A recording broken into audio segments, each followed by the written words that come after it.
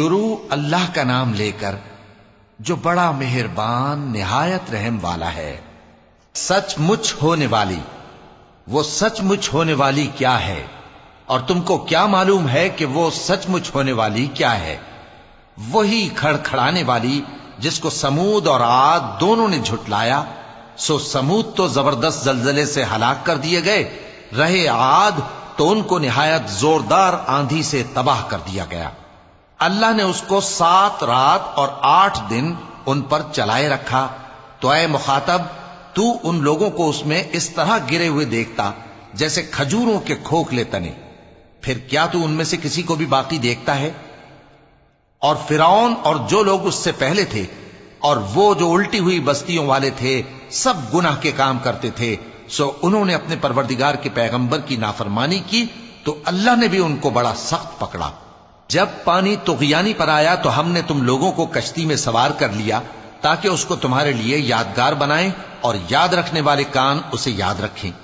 پھر جب سور میں ایک بار پھونک مار دی جائے گی اور زمین اور پہاڑ دونوں اٹھا لیے جائیں گے، پھر ایک بار ہی توڑ پھوڑ کر برابر کر دیے جائیں گے، تو اس روز ہو پڑنے والی یعنی قیامت ہو پڑے گی، اور آسمان پھٹ جائے گا تو وہ اس دن کمزور ہوگا، اور فرشتے اس کے کناروں پر ہوں گے، اور تمہارے پروردگار کے عرش کو اس روز 8 فرشتے اپنے اوپر اٹھائے ہوں گے۔ اس روز تم لوگ سب پیش کیے جاؤ گے اس طرح کہ تمہاری کوئی پوشیدہ بات چھپی نہ رہے گی۔ اب جس کا اعمال نامہ اس کے داہنے ہاتھ میں دیا جائے گا وہ دوسروں سے کہے گا کہ لیجئے میرا نامہ اعمال پڑھیے، مجھے یقین تھا کہ مجھ کو میرا حساب کتاب ضرور ملے گا۔ پس وہ شخص من مانے عیش میں ہوگا، یعنی اونچے باغ میں جس کے میوے جھکے ہوئے ہوں گے۔ ان سے کہا جائے گا کہ جو اعمال تم ایام گزشتہ میں آگے بھیج چکے ہو ان کے عوض مزے سے کھاؤ اور پیو۔ اور جس کا نامہ اعمال اس کے بائیں ہاتھ میں دیا جائے گا تو وہ کہے گا اے کاش مجھ کو میرا اعمال نامہ نہ دیا جاتا اور مجھے معلوم نہ ہوتا کہ میرا حساب کیا ہے۔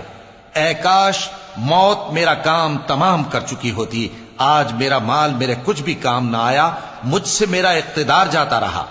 حکم ہوگا کہ اسے پکڑ لو، اب اسے طوق پہنا دو، پھر دوزخ کی آگ میں اسے جھونک دو، پھر زنجیر سے جس کی لمبائی 70 گز ہے جکڑ دو۔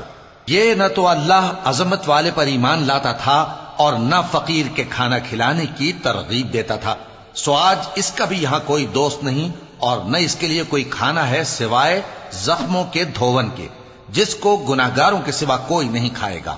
سو میں ان چیزوں کی قسم کھاتا ہوں جو تم کو نظر آتی ہیں اور ان کی جو تمہیں نظر نہیں آتی، کہ یہ قرآن ایک معزز فرشتے کا پہنچایا ہوا کلام ہے اور یہ کسی شاعر کا کلام نہیں، مگر تم لوگ بہت ہی کم ایمان لاتے ہو، اور نہ کسی کاہن کا قول ہے لیکن تم لوگ بہت ہی کم غور و فکر کرتے ہو۔